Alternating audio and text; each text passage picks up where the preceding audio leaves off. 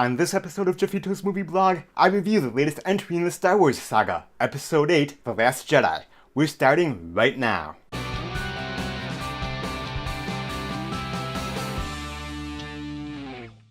Welcome back to Jeffito's Movie Blog. I'm Jeff Malicki, and if you love movies as much as I do, make sure that you hit that subscribe button. I bring you movie news, movie reviews, trailer reaction videos, box office predictions, and so much more. So make sure that you hit that subscribe button, and then click that little bell notification icon so that you don't miss anything. Rey develops her newly discovered abilities with the guidance of Luke Skywalker, who is unsettled by the strength of her powers. Meanwhile, the Resistance prepares to do battle with the First Order. Star Wars The Last Jedi stars Mark Hamill, Carrie Fisher, Adam Driver, Daisy Ridley, John Boyega, Oscar Isaac, and Donald Gleason. It is rated PG-13 for sequences of sci-fi action and violence. This is my spoiler-free review, so if you haven't seen the movie yet, no worries. Here I'll just tell you what I think of the film in the broadest sense. My full, spoiler-heavy review will be up in a few days, once more people have had the chance to see the movie. The movie picks up shortly after the events of The Force Awakens, and this is a new thing for Star Wars. Usually there's a few years between episodes in the trilogies. This one picks up pretty much immediately after The Force Awakens. The First Order has destroyed Hosnian Prime, the seat of the New Republic, and the Resistance is on the run. Meanwhile, Rey is trying to convince Luke to come out of hiding, train her in the Jedi arts, and join his sister General Leia in the Resistance to bring peace to the galaxy once more. I've been a Star Wars fan my entire life. In fact, one of my first movie memories was watching The Empire Strikes Back in the theater and watching the snow battle on Hoth with the AT-AT walkers. I had all the action figures, and honestly, I would throw a temper tantrum in the middle of Toys R Us if I left empty-handed without getting a new action figure to add to my collection. My friends and I would play with the action figures and act out the further adventures of Luke, Han, Leia, C-3PO, R2-D2, Chewbacca, Darth Vader, and all the rest. Star Wars is a part of my very being. I wouldn't be who I am today if it was not for Star Wars. So naturally, I was excited for this film. I loved The Force Awakens when it came out 2 years ago, and I've been waiting anxiously for this follow-up.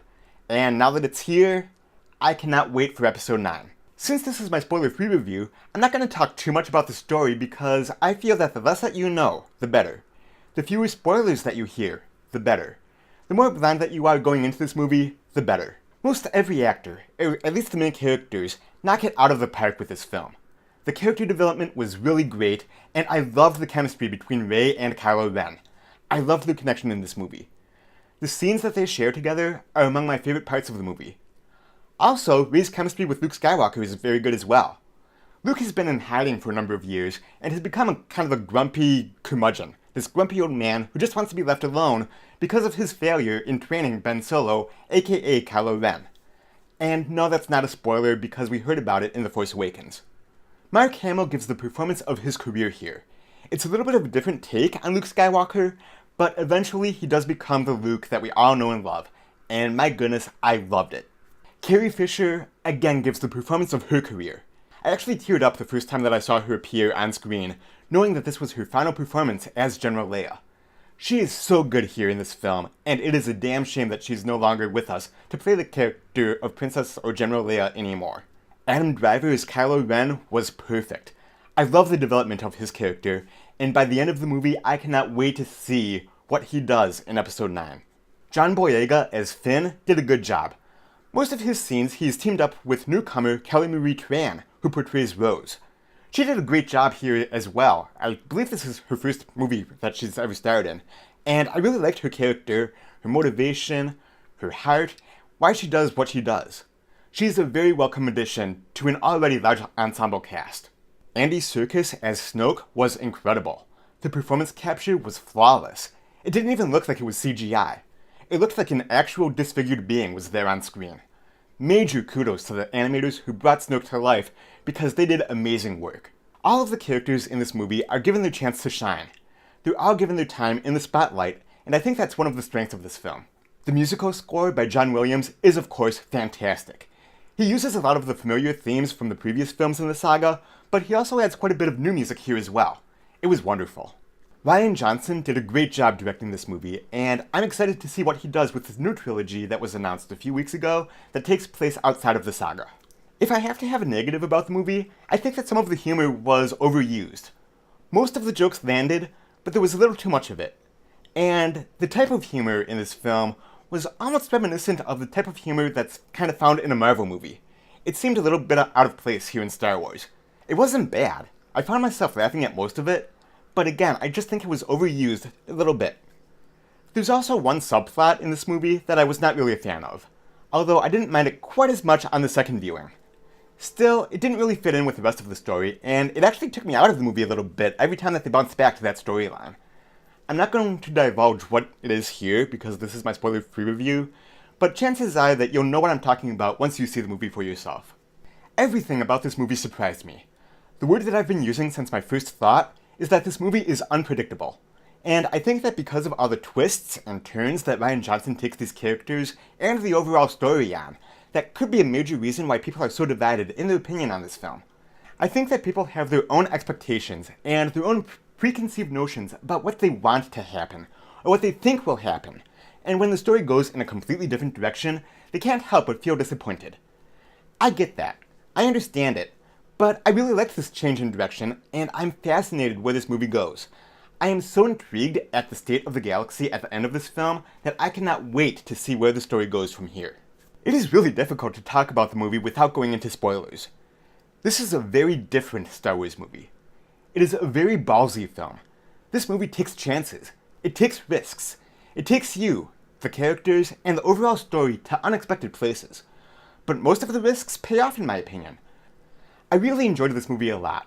The first time viewing it, I was so shell-shocked by what I had just seen, because, again, it was so unpredictable and unexpected that I needed to see it a second time.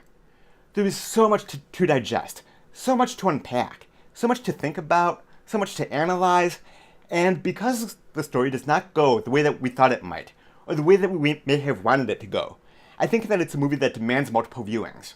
Once I knew what to expect, once I knew where the story was going, I found it much more enjoyable. It certainly is a welcome addition to my favorite franchise. Now, I do think that this movie may be as divisive, if not more divisive, than the prequels were. It is a better film than the prequels were for sure, don't get me wrong, but I'm talking in terms of splitting the fan base. There are going to be people who love it, and there's already a good number of people who don't like it as much. I'm not sure if there's going to be too much middle ground. As for me, I fall on the side of loving it. One thing is for sure though, it will be discussed, debated, analyzed, dissected, and talked about for a long, long time. It isn't a perfect movie. There's certainly things that I would have done differently, but again, I think a lot of that has to do with my preconceived notions, what I thought was going to happen, or where I wanted the story to go. We all have our opinions of what we thought would happen next, or what we wanted to happen next, and for the most part, a lot of it does not play out that way.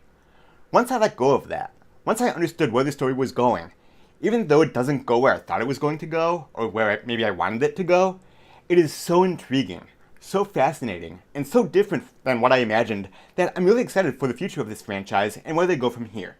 I'm going to give Star Wars The Last Jedi a 4.5 out of 5.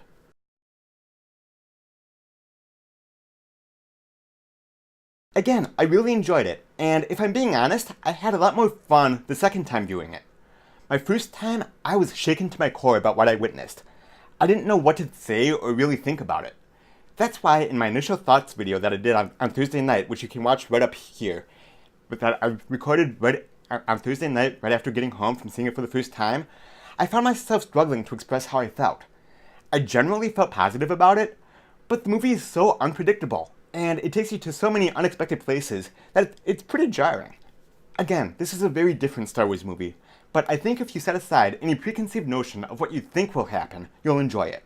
Now, if you're too hung up on the old expanded universe or the Legends timeline, all those stories that came out back in the 90s and early 2000s, starting with Heir to the Empire, you might be disappointed in how the story's playing out because it's so very different. But again, I am fascinated with where it ends up, and I cannot wait to see where they go from here.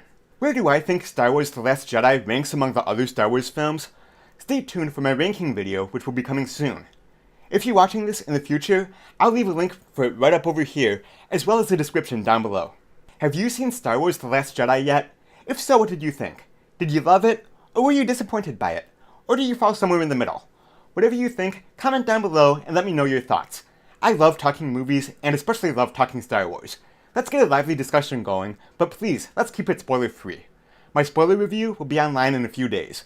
Again, if you're watching this in the future, I'll throw a link up right over here, as well as in the description down below. Thank you so much as always for watching, and until next time, I will see you at the movies. Bye-bye.